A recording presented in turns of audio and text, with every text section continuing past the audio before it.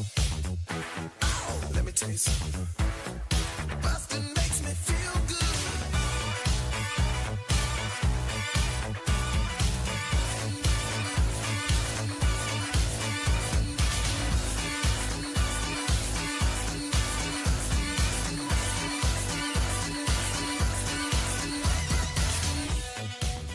Hi, everybody. Welcome to Blockbusting, the podcast where we love to hate the movies. I'm your host, Jay Light. Joining me, he's back again, and you didn't even know that he was on before. It's Tim Palmer. Hello, thanks for having me again Yay, for the first time. Yay, for the first time. First time redo. You and we had tried to talk about this movie before. I think the Academy is onto us. I Yes. think that the cinematic world is onto us because the episode, the audio got fucked up and we couldn't release it. Adam McKay did not like what we said. Adam McKay heard about what we said. The Ghost Panther floated through the walls of my apartment and came in and slashed the audio up with his claws. We talked about Vice. Vice. A movie that, as of right now, we're recording again on a Sunday. Yeah. And it's Oscar Sunday when we're recording. Yes. And it is up for some Oscars. Yeah. And I think that Adam McKay realized the influence that both of us have. Yeah, a lot of influence. And he didn't want us to mess with Oscar voters' hearts and minds before the ballots close. I'm sure Christian Bale was trying to find where I live to talk some sense into me. Oh, but probably. If there's anybody, just couldn't do it. If there's any working actor right now who definitely has some sort of rudimentary tracking skills and ability to hack into computer systems and decipher where someone lives based on their audio footprint, it's Christian Bale. It's Christian Bale. That guy dedicated to the craft. So dedicated. It's crazy. Him and Liam Neeson, what a team they would have made together if they were out hunting people. Oh boy. Oh, man. They've never done a movie together, have they? I don't think they have. I don't know if they will. I don't They know. probably won't. It's probably going to be a few years before Liam Neeson digs and is yanked out of the hole that he that he dug himself in voluntarily. He just kind of jumped right into the hole. He jumped in full bore, and it seems like he must enjoy it enough. Being in the hole or beating up black people? Being in the hole and beating up. Well, I just think beating up people in general. Oh yeah, well that's most of what his movies have been over the past and he's also 5 or 7 years. When did Taken come out? Was that 2011?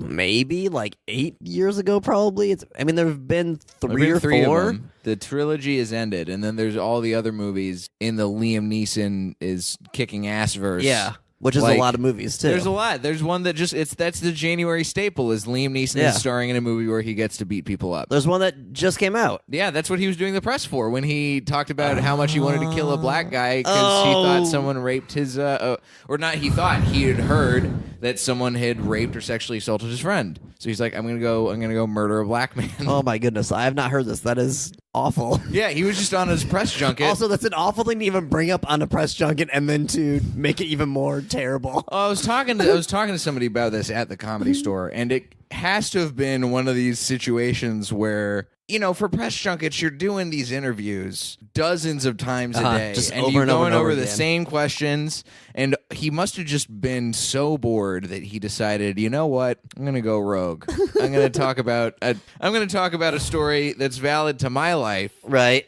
and hopefully people will resonate and latch on. And he did not get the desired result, I think. Latching on, but not in the way that he probably wanted. Absolutely not.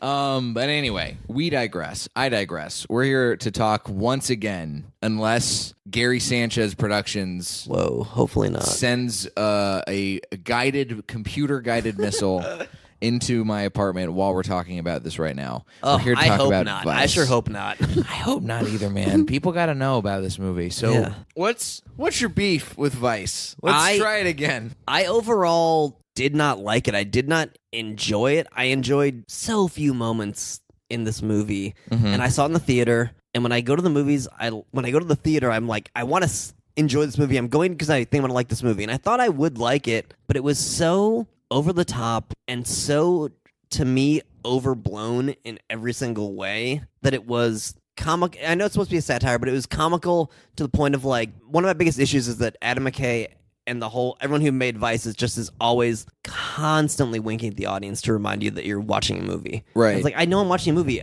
I'm the one watching the movie in the theater. I know. I'm here in the chair. I bought the ticket. I got the popcorn. I know this isn't a real life experience. Like, I know I'm watching this movie. I got 4D just to see Vice. Every time Christian Bale takes a step as Fat Dick Cheney, I want to feel the vibrations in my chair.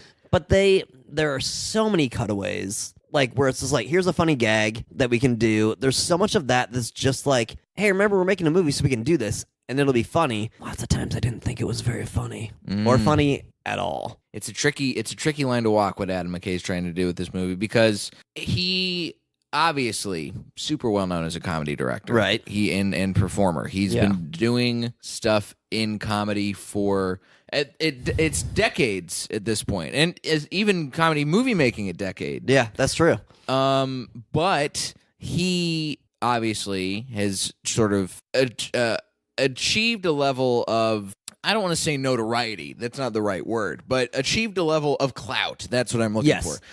He's achieved a level of clout as a filmmaker where he can make movies that are comedic, but not necessarily overt comedies in the way that, say, Anchorman is. Right. And that's where The Big Short was. That broke the ground for him to be able to do that. Yeah. Big Short, super well received. Won Oscars for best adapted screenplay. Yeah. Won a lot of accolades. Very well deserved. Yeah, And I love The Big Short. Big Short's great. I think The Big Short is an all-time great because it took a really hard subject to explain. Yeah. Complex, confusing. Exactly, but it told the story in a way that was accessible and made you enjoy at least discovering how the story unfolded, even though the actual story is full of really, really shitty people. Yeah, and in the movie, The Big Short has some shitty people in it. Mm-hmm. Maybe part of the problem with Vice is that everyone in Vice is almost shitty. I think, I don't think there's anybody in Vice who walks out being somebody who you look back on it and you're like, yeah, I aspire to be that guy. Yeah. The only person that comes close, I think, is maybe Tyler Perry's Colin Powell. Yeah, that's what I was thinking too. But he's just somebody who we see for a minute and he gets thrown under the bus. Right. And that's like his whole thing. But that was one of the few things where I didn't know about that, and that was interesting. Mm-hmm. But it was still like such a tiny little morsel in this it's a blip. movie. Yes. And it shows up so late in the movie too. He has his like 2 or 3 scenes. Yeah, he's like, I don't like this, and they're maybe a minute long tops. And then he's out. He does like the scene where he's like, I don't want to do this, and then the next scene he does that, and then he's out of the movie. You're like, okay, yeah. So that's it. It's hard to make a movie that's entirely full of villains. Yeah, and make it funny. Yeah, it's true. Because I think that like the Alison Pill character, his Cheney's daughter, is one of the only like sympathetic type characters in I think the whole movie, for me at least. I agree with you. I think she's supposed to be kind of the heart of the movie. Yeah. And I say that knowing, well, there's obviously another heart that is super prominent in this movie. Thanks, plot devices. Yeah. But yeah, Alison Pill as Dick Cheney's lesbian daughter is supposed to be, she's sort of like the line in the sand that you're not expecting Dick Cheney to ever cross. But if you know anything about the Cheney family, they crossed the line. I didn't know that, so I was kind of like, oh, this sucks even more. Like, I was like, man, and I guess that was a way to show that he will do anything, or he'll allow anything to happen if it benefits him or whatever rise that he's trying to make or with his family.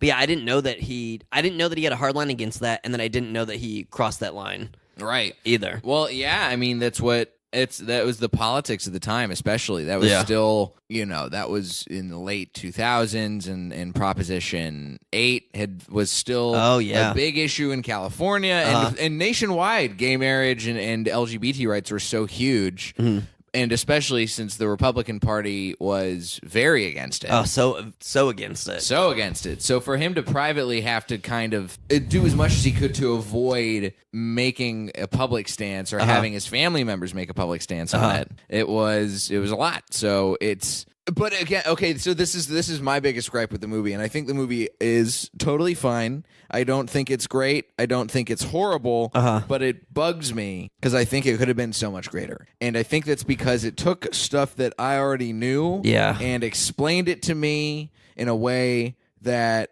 I didn't need it explained to me. Yeah, it was like, remember when I made that movie, The Big Short, and it was really complex? Mm-hmm. Here's the story of Dick Cheney.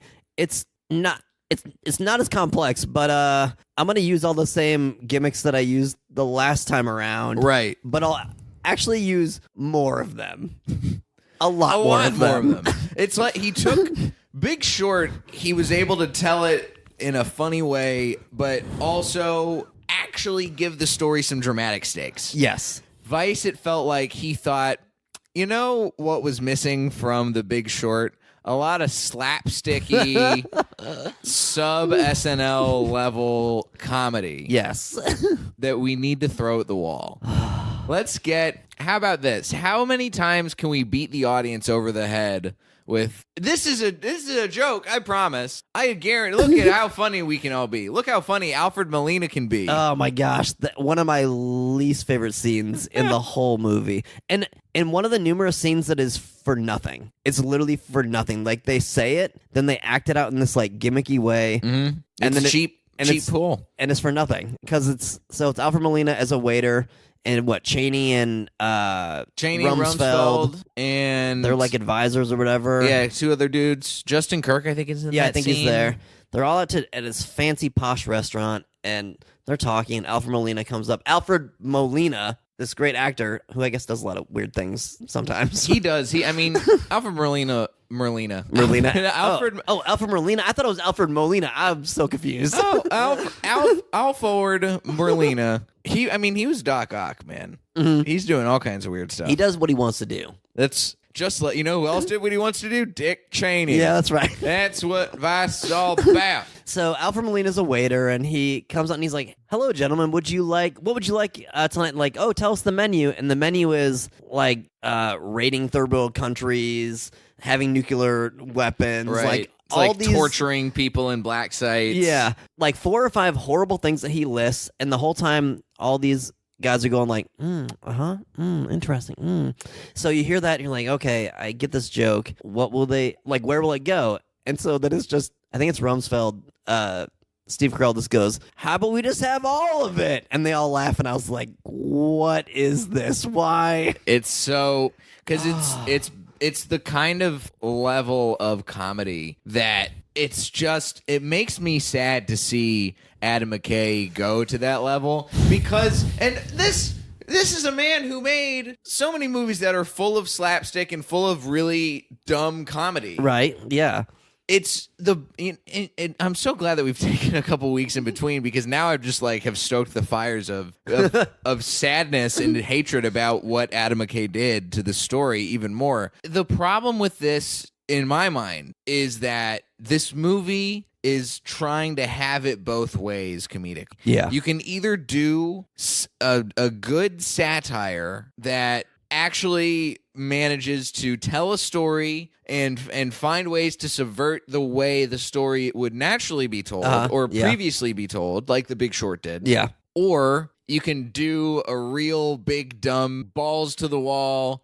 Hey, let's not even balls to the wall. People getting kicked in the balls kind of movie. And Adam McKay it seems like he threw his hands up. He's like, I don't know which one to do. Let's do both. Yeah, and people will like it because it has both the things that I'm good at now. Right. I'm truly surprised that we did not see Sam Rockwell as George W. Bush getting kicked in the balls by somebody. And we came very close to that. We did come very close to that at the party scene. Oh, that party scene. Because we know he's like a doofus, but it's just him drunk and like stumbling over people and making a scene. Right. And then don't they say like, we hope we never see? Yeah, they're like, oh man, I bet that guy's never gonna be in power. And then it's almost as if they should have just looked at the camera in slow motion and been like, brrr, like the Tim Allen noise should have come out as soon as that part happened. That party scene. There's also, so I feel like Adam McKay had trusted his audience more with The Big Short. Yeah, he definitely did. And he explained things here and there, but he also let you figure things out as they were happening. Mm-hmm. This movie, everything was beating you over the head, and everything was so explicitly like explained to you that it didn't feel earnest to me, didn't feel unique. Like in that party scene, Dick Cheney and Lynn played by Amy Adams, Right. are walking to this party, and they're like the seas are parting for them because he's an up and coming and she's his wife. And Lynn looks at Dick and goes, everyone here is afraid of us, and they either want to be you or have sex with me or work with us. And it's like, yeah, I know. I'm watching this. I'm watching the movie. Right. I know, and I can tell from how the scene is playing out. Like, you don't have to spell every single thing out for your audience. It's, what I think it is, and I remember watching this movie. I also saw it in theaters because I too was very excited to see it, and I watched it. I had the added bonus of going to see it while I was visiting my family over Christmas. Huh. My family lives in Texas, so I went and saw it at a sold-out screening on Christmas Day at Tinseltown Theaters in Grapevine, surrounded by the people who were, I don't know if they were the actual intended audience for this movie. And I've been thinking more and more about this. Who do you think Adam McKay was making this movie for? I mean, he tries to say he didn't, but I think he made it for liberals. I think he made it for liberals. I think he did. I think he made it for liberals to watch it and pat themselves on the back more for disliking the entire Bush administration. It's literally like him preaching to the choir. He's not making it to have a discussion. Right. He's just making it to be like, oh, look at Dick Cheney, what a loser and an asshole. Look at what all the bad things he did. Yeah. Oh my God. Yeah, can you believe he did those things? And I feel like that's what he did. And he's like, and it's like him and all of his friends just nudging each other like, yeah, right? Yeah, I remember that. That's good. That's good. That's what it felt like to me. Yeah. Well, and that's the thing. I remember seeing it, and I watched the movie, and I was sitting next to an old, presumably conservative man. I don't know what he drove to get to the movie theater that day, but I guarantee it was a truck. I guarantee it was a lifted truck with some sort of a gun rack or a gun-related sticker on there. So you don't think any kind of hybrid truck? No, hybrid truck, please. This is Texas, buddy. We don't care about wind power. We care about oil. He probably had an oil derrick that he towed around. His son was probably named Oil Derrick. That's what kind of a red-blooded, conservative man this man was. And he was sitting next to me, and after the movie, and he was talking to, I think it was his wife. They looked like they were married. It could have been an older daughter. I don't know. But he looked over and he goes, I did not like that. And I was like, what did you think? Did you really think you were going to like that? I don't understand how he could have said that this movie is for conservatives. Yeah. What is he trying to do? Is he trying to be like, look what your man did. You guys were wrong about him. Yeah, weren't look ya? what you allowed to happen and what you were voting for. Right. And on the side of, I don't know. Did you stay to watch the end credit thing where they're doing the focus group? Oh, I did. I did stay for that, and I just sat there and waited. And I was like, all right. I get what you're doing, but it's because you spent the whole movie beating me over the head. Yeah. With what you're trying to do. It was almost that. I talked to somebody who really liked the movie, and we disagreed on things, but we talked about that end scene, the end credit scene, and he was like, yeah, it didn't need to be in there. It kind of ruined it. Kind of took away, because it was this big gag. Right. Joke thing about focus groups and a conservative and a liberal get into a fight. And it's just are you trying to say that's what this movie's supposed to do? I don't know. It felt very unnecessary and very tacked on. Right. And also not funny. It's a movie. Funny. It really tries so hard to just prove over and over again that it is a comedy. Yeah. I remember when I saw the trailer for it, I was like, this is probably going to be a really sharp, funny movie that also will feel like The Big Short. Yeah. Which that's on me to expect that. Yeah. I am the one who expected that based on my experience watching Adam McKay create The Big Short and hearing about things like Succession, which I hear is a movie that, or not a movie. Oh, God damn it. For those of you who are wondering, that was my my whiteboard just falling off the wall. I'll deal with that later. I don't have time for this right now. Anyway, Succession's a show where it's a very played like a drama and it's shot like a drama, but the lines are comedy and it plays out like a comedy. Yeah. And Vice did not achieve that. No. Vice had moments that were like, we're going to throw the credits in the middle of this movie and that's going to be a funny time. Won't it? A lot of people really like that. A lot of people really like that mid-credit sequence or like quarter credit sequence. Like last time we recorded this podcast, I liked that. Yeah, that's what I cited remember. that as That's a what I movie remember. as a part that I liked, and now I'm like, but man, like, okay, sure, you're showing us the DNA of what you're doing. Yeah. I don't need to know that. Make a movie that's smarter than it. Make a movie that makes you feel, because that's what I liked about The Big Short. The Big Short talked to you and made you feel smart even when it was explaining situations that you needed to know. Like what? Like, okay, cool. We're gonna have Margot Robbie in a bathtub explain credit default swaps. Great. I don't feel smart watching that, but I'm like, I actually understand what you're doing, because that's how you're gonna get us to pay attention, by having a naked woman in a bubble bath. Exactly. A scene. If it would have been a scene between, I mean, Adam McKay is making a lot of movies with a lot of white guys. If it would have been a scene between two white guys just talking about credit default swaps, that would have been a lot harder to wrap your head around and a lot easier to tune out. Right. So those brief interludes in The Big Short were great because they actually explained something that was important that we needed to know to the story. Right. It wasn't, I felt like it was never the case in these. The one that was closest to important was when they were doing the tabletop and putting down the little pieces to say like all the people that Cheney had in the White House. Right. And in the Senate and in Congress then, like, the State and Department at the and all Pentagon. that stuff. Yeah.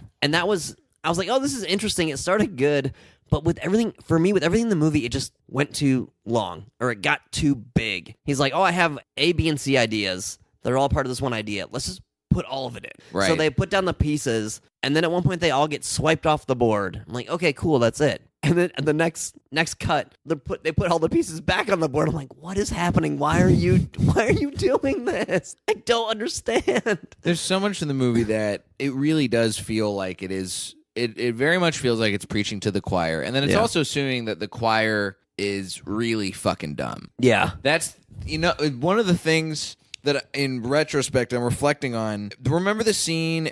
It's sort of near the beginning. It's right when Dick Cheney first goes to Washington and he decides to link up with Donald Rumsfeld. Yeah. And Steve Carell as Donald Rumsfeld is just talking about, basically the gist of what he's saying is politicians are scumbags and politics is all bullshit based on who has the most money shifted around. Yeah. And he's saying it like it's novel information. But this is shit that we've known for years and has been part of public discourse for a really long time. I wonder if the idea is supposed to be that Dick Cheney is so new and so fresh at that point that he doesn't know that, and Donald Rumsfeld instills in Dick Cheney what you just said, that politics are bad. He's like, oh man, I didn't know that's what politics were. That's what politics are. Time to be like that. But that's what it's and that's what it's supposed to do. Yeah. But it's like, we already know that as an audience. You're not doing anything by making Dick Cheney figure that out as a character. Yeah. And let's be honest, Dick Cheney already knew this. Yeah. Before. Of course he did. And that's why he wanted to link up with Donald Rumsfeld. That's why he liked Donald Right. Rumsfeld.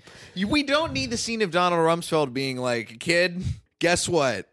Everybody's fucked and nobody knows it. Yeah. Let's get the scene. I understand that from just of Donald Rumsfeld talking to the Senate pages and being like, hey, guess what? And saying whatever the fuck he says. This is how I set myself apart from the rest of the Congress people who are here. And Dick Cheney being like, I want to work with that guy. Cool. I get what that is, because it's subtle. And also, it elaborates on the character. Then you have to go and show us at gunpoint, basically, Adam McKay, of just being like, no, watch. Yeah. If you don't, I have to make sure you understand this person's motivations. You get it, right? Do you understand? The movie, for me, the editing also is so much. It's so over-edited. One of my favorite things to say about it is that at one point, he's talking to Sam Rockwell as George Bush, and they're like, we need to have boots on the ground, and they cut to an insert shot of boots on the ground, and I'm like, oh my gosh, this is ridiculous. And the scene where George Bush is getting air quotes, convincing Dick Cheney to be his vice president, and that cuts away to they're all the cutaways to Dick Cheney fly fishing, and like it's like as he's reeling in George Bush. I'm like, I get it, these are good actors. Like, I can get that from what their facial expressions, how they're talking, what they're saying. I can get it from the scene. I don't need all these scenes, like cutaway scenes, to make this scene twice as long as it needs to be. Right. If you're gonna pull some Terrence Malick shit and show us things, Essentially, then you don't also need to be telling us what's happening at the same time. Oh, Pick a lane, McKay. we should talk about what we think the scene they're going to show tonight for. Oh my God! Yeah, what Christian Oscar Bale. scene are they going to show for Christian Bale? Because I remember before we talked about it, you were like, they're totally going to show that Shakespearean. It's probably it's got to be the Shakespearean Monologue scene. Well, the Shakespearean thing, I think, is going to get picked for best original screenplay. Oh, that's right. That's yeah, the one. That's right. Because it's nominated for best original screenplay. I doubt it's going to win. I don't think it will. I don't think it will either. But that's the scene they're going to show. Yeah, because that's the scene everybody is talking about how brilliant it is. Is it that brilliant? I guess only because it sounds like it could be Shakespeare, but it's not. But put me in a room for a couple hours and I'll write something that sounds like Shakespeare that's not Shakespeare. Right. There's literally an expression talking about if you put enough monkeys in a room with a bunch of typewriters, they'll bang out the works of Shakespeare. So you're doing cool. So we're supposed to give you an award because you did something that chimpanzees can do if you give them enough free time. And I get the idea. It's funny. As you become less enthused with the movie, I've become more like, maybe it's whatever. But I'm still like very frustrated by these certain elements of it. Right. That scene, like, I get the idea behind it. I feel like that's like a brainstorm idea or like a first draft idea. Mm-hmm. But then our narrator, which we could talk about in a second, says, we got to talk about the narrator. No one knows what went through Dick Cheney's head when he decided to do this, and he's just brushing his teeth, talking to his wife. Like, no one knows what went through his head. So but let's see what it might look like anyway. Right. And then it's all in Shakespearean affectation, and it's like it's something that I feel like it's a stand-up comics from the 80s routine of like I think it would have gone a little something like this. Exactly. That's exactly what it is. That's how it is. And then that's the same thing with the narrator. The narrator shows up, and you don't know who it is, and Jesse Plemons playing the narrator. Who's great.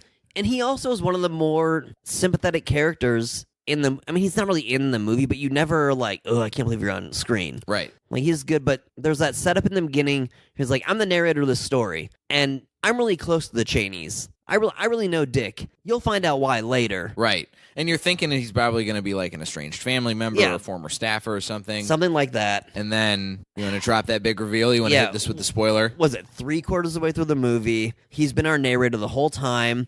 Dick Cheney's had 2 heart attacks at this point. Mm-hmm. Played for comedic effect. Yep. Essentially. As you do. Yeah. His reality of like, oh, I'm having a heart attack right now. I guess we should probably call somebody is funny, but also dumb, I guess. So Jesse Plemons has been our narrator the whole time. And the last time we see him, he's out jogging and talking. And he's like, well, and that's when Dick Cheney died or whatever he says. And then all of a sudden, he gets hit by a car. And he's just laying there dead. And it turns out this whole time, our narrator has been the person who's going to die and give Dick Cheney his heart. Right. And it's like, come on. You're going to give us a literal, unreliable narrator who doesn't actually know anything about him? And it's for that joke that Dick Cheney is so awful that he takes literally like, his heart like can't take being part of his body, but then he also has to take a seemingly nice person's heart also and just like, well, put it into my body now. But guess what? That's also a joke that people made already when Dick Cheney actually had a heart attack and had to get replaced with whatever kind of synthetic cybernetic cyborg heart. Yeah. This is nothing new. This is not breaking new ground. Yeah. That's the biggest disappointment to me is that Big Short broke new ground, I felt like. And it seems, I haven't seen Succession, but it seems like Succession is breaking new ground. Yeah. Adam McKay is a filmmaker and a comedian who is recognized rightfully for breaking new ground in comedy. Yeah. And breaking new ground in storytelling. And this is, unfortunately, it feels a lot like him resting on his laurels and resting on the one really, really good thing about this movie, and the thing that does elevate it for me and keeps it from being a bottom of the bargain bin kind of pick is the acting. I've thought more and more that I disagree with you on that. Really? I think almost everyone is playing a caricature. See, But I know that's the minority opinion. That is the minority. I think. Why do you think they're playing caricatures? Everyone, because Dick Cheney. So Christian Bale got fat and affects some kind of an accent and plays older, but he's essentially playing a supervillain with very little motivation, and everyone around him is just almost like bad to be bad. Bad because they're supposed to be bad. Like we had talked about his lawyer, who's like this conniving, like mad scientist of evil, who's Right, like, yeah. oh my gosh, I've been in the library, I've been in this law library for 4 days, and I finally discovered a loophole so we can do the most terrible thing ever. Just like, but why? Right. Because I'm a bad person, I want to do it. And Dick Cheney is also a bad person. He I know twists he wants his mustache to do it. and throws a woman Yeah. onto a train track tied up. And like Amy Adams is amazing, but it's just like, okay, play a stoic woman. Man, I mean, he kind of got me there. Like, that's it. That's all she does is play a stoic woman. She doesn't have much of a personality. Steve Carell just plays against type. Steve Carell just plays the most unlikable person possible. Yeah. Who's not Dick Cheney in this movie. He's just loud and unlikable. When are they finally going to give Steve Carell an Oscar for playing against type? When are they finally going to do that? I guess it's true. He does. I mean, what is his type, you think? Everybody, I think, recognizes Steve Carell as a comedic actor. Yeah. Everybody remembers him from The Daily Show or The Office. Yeah. Or any number of other comedy things he's done over the years. But I remember all the Oscar buzz around him in Foxcatcher. Oh, yeah. And I remember him getting some buzz for Vice. Yeah. He got buzz even for... and for Beautiful Boy. Beautiful Boy. And even like the Way Back where he played a very unlikable, serious character. Right. Yeah, that's true. Steve Carell's bound to get an Oscar one of these days for playing against type. And for all... Because there's so many unlikable characters in this movie... The one scene where he's like hiding because he's going to lose his job and he's going to be the scapegoat was a little bit weird to me, but it also was one of the only times where I was like, oh, it's the only time that really felt like there were any real stakes in a sense and where I felt like any kind of true emotion in the movie. Me too. But I think that is a product of the actors. I do think that's true. I don't think it's a product of the script. I think the script led us to that moment, but that is a moment that could have easily... This movie is the kind of movie that's going to... I already feel like it's going to languish in paid cable or cut up on regular like TNT or AMC. To make it like a PG-13. Right, and it's going to be like that for years. And it could have... If it didn't have Adam McKay behind it, this is the kind of movie that would have been a straight-to-TV movie. Yeah. This is the kind of movie that would not have had any Oscar buzz. It would barely have gotten Emmy buzz. Yeah. It would have been like a sub-Paterno level movie. And yet, Adam McKay's riding high. He's got really powerful, very at the top of their game actors. Yeah. Christian Bale's probably going to win Best Actor tonight. He probably will. He probably will. And we're all going to laugh again when he thanks Satan again for his role like he did at the Golden Globes. And you know what? Adam McKay is hopefully going to make a movie that, I don't mind a political comedy. I don't mind an issue-based comedy. I thought, like I said, The Big Short I thought was a really fantastic movie, but I don't know. Like, is there anything, and we'll wrap it up with this, is there anything that you feel like either could have been changed in this movie or is a subject that you think would have suited Adam McKay's sort of newfound filmmaking style a little bit better? Like, what do you want to see next? Question. It is a huge question. I do think what I think could have been done better. I know the whole movie is supposed to be tongue in cheek, and maybe that's not as much what I wanted, even though I knew it was a satire. But it's so tongue in cheek. The tongue has protruded through the cheek. The tongue and it's there the whole time. Right. You have destroyed your cheek. Just because he sets up his own movie by saying Dick Cheney is one of the most secretive men in history, and so we had a hard time figuring out stuff about him, but we fucking tried. And, like, it seems like such a throwaway thing, like, so I still tried to make this movie, but we just, like, put in a bunch of jokes because I didn't know what else to do about it. Right. It was almost like he didn't take the subject matter seriously enough because he didn't like it. Essentially, like, he's like roasting Dick Cheney in this whole movie. So it's like he doesn't even kind of mind his P's and Q's to tell us an interesting, thoughtful, thought out story. Right. And it was very bothersome. It's very bothersome. Have you seen the trailer for his new documentary on Amazon? No. I've seen the billboards for it. Yeah, the giant beast that is our global economy or something like that. I watched the trailer. How does it look? I don't think it's for me. It looks really boring. It looks really boring. Oh, no. And it's about like money laundering, and I was like, okay, cool. I don't care about money laundering. I'm not laundering money. No one I know is laundering money. Money laundering doesn't like affect my life at all. I guess the global economy doesn't really affect my life at all either. But I don't know. Cal Penn is in it, which is cool. Okay. So, but it's also just a lot of like looking and like talking to the camera. So we'll see. So, but it's a straight I didn't realize that it's a straight docuseries. Gotcha. I would like him to tackle something. I want to tackle something similar to The Big Short. It's not like an issue that comes from one side or the other. Right. Like it's just like an issue that everyone dealt with, that had problems with it and had ramifications, had consequences. But it's not like just from the right or just from the left. It's just something that, like, The Big Short went so much more towards just everyday people. Right, yeah. That's what you get moments like the folks from one of the firms in The Big Short showing up in Florida and seeing all these foreclosed houses and this development that's empty, and it feels like a real earned moment because it's like, oh, this is actually the way things went. Yeah, exactly. And it's hard at this point, I think, to do another story that's based around the economic crisis. Right. Because who knows what's going to happen. I don't know. I mean, I don't really give a shit about, like, let's talk about Bitcoin. I feel like Adam McKay that's like something he might try and do. Because it seems very prescient and right, yeah, like of the moment. The thing I would love, you know what? I mean, I asked this question. I didn't even have, like, a good answer ready for it. I was wondering, I was like, do you have an answer for this? I don't have an answer for this. It's tricky. I gave you a tall order, Tim. You know, I think the thing I would like to see Adam McKay make a movie about next, especially if we're going to be in sort of this issue-y kind of vein, I would love to see Adam McKay make a movie that is about the...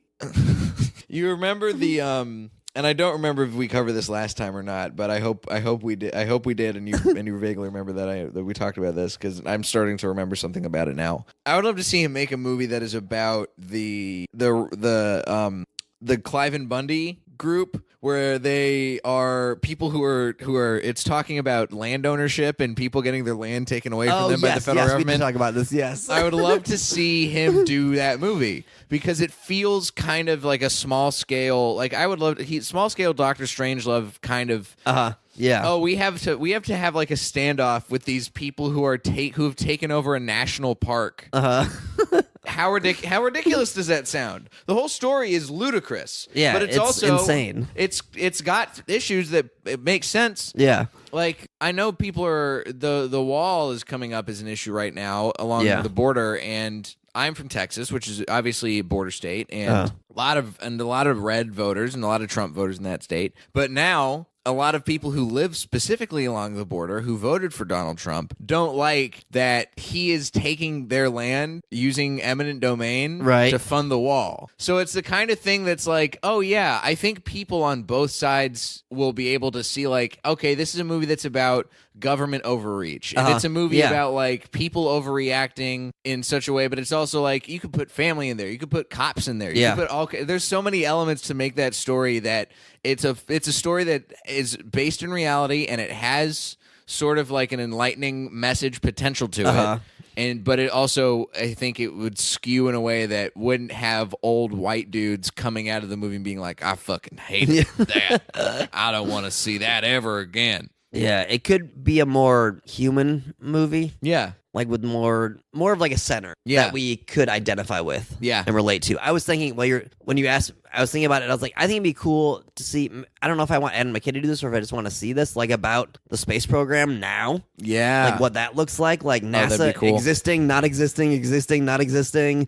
Like what does it look like to be? Because I saw First Man a little while ago. Like, what does it look like to be an astronaut or in the space program now? Right. Like, is it depressing? Is it still really cool? Like, do you have high hopes about things? Or you're like, well... I mean, the Mars rover just shut off. They can't connect with it anymore. So now they're like, shit, what are we going to do now? We got Elon Musk coming over trying to trying to hone in on our territory. Yeah, throwing cars into space. What are we going to do? So I think that could be an interesting thing where you could do a little bit more whole cloth stuff, because kind of like The Big Short where you have to lay things out for us that we don't know. Right. And that can be interesting and intriguing, which I think is what we didn't really have in Vice. It wasn't very interesting. It wasn't very intriguing. The only thing that I really was like, oh, is that really how it went down, was in the Situation Room during 9/11. That was the only time where I was like, is this really what happened? Is this really like how this scene like played out? Like, that was intriguing, but also very depressing. This fucking movie, man. Yeah. Well, thanks for coming back, Tim. Oh, I you're appreciate welcome. you It was coming back my and pleasure. talking about it. And we talked about different things, same things and different things, which was kind of cool. It's nice. We had a couple weeks to marinate on Yeah. it, you know? Where can the listeners find you? I know you perform regularly at the Pack Theater. Yes, I do. I do 2 shows at the Pack Theater. I do Book Report, which is every 4th Saturday night, and we take a kid's book and write sketches about it and just kind of ruin it for whatever you remember it being. And then I do Shitpost, which is every first Saturday at midnight. Right at after the That's right. Spike the Punchline. That's right. And this episode will be out the day before we do both of those shows. Oh, man. So come check out Spike the Punchline at 10:30, which is my show with Dean Peters, Jonathan Grant, Dallas Hoisington, and then we have Shitpost at right after midnight, all about the internet and all the weird stuff Yeah. that exists on the internet. We're bringing back a fan favorite. We're bringing back Chortle Combat this month. Ooh, I heard it was so much fun. It was, and we're doing that. We got some other special guests. We got some music. We got some poetry. I think we're gonna do all kinds of weird shit. It's gonna be awesome. And yeah. Oh, I'm also on. So I think I said this last time. I'm on Facebook. So if you want to, find me on Facebook and be friends, don't be weird about it. Don't be weird. Don't be There's weird no about need. it. But I'm like, oh man, you're like one of the best guests that Jay's ever had on Blockbusting. We should totally be friends. Yeah. That actually might be a weird way to do it. Don't do that. I think that'd be flattering. You should I do probably that. would be flattering. And then I guess I'm mostly on Instagram at Past Photo Future. Past photo future. It's easy to me, but it's confusing to other people, and I get it. Who I cares? get it. You can find me at Diet J on Twitter and Instagram, jlightcomedy.com for show dates. And if you live out of Los Angeles, then guess what? I'm going on the road with the Roast Battle coming up the next couple months. So keep your eyes peeled on my website. I'll start posting those dates as they roll in, and you can get all the stuff you want about me. That's all All that there. J-Light content. Oh, it's all there, baby. And if you like the podcast, share it, subscribe, leave a rating, tell a friend, and let me know what you think on the old social medias. Tell your friend Christian Bale. Tell Tell your friend Christian Bale. Tell your friend Christian Bale. Let's Tell your get friend him on Adam here. McKay. Tell your friend Adam. Tell your friend Lynn Cheney. Yeah, the actual Lynn The Cheney. real Lynn Cheney. At the real Lynn Cheney on Everywhere. Twitter and Instagram. TheRealLynnCheney.com for show dates. This has been Blockbusting. Go see something good for a change.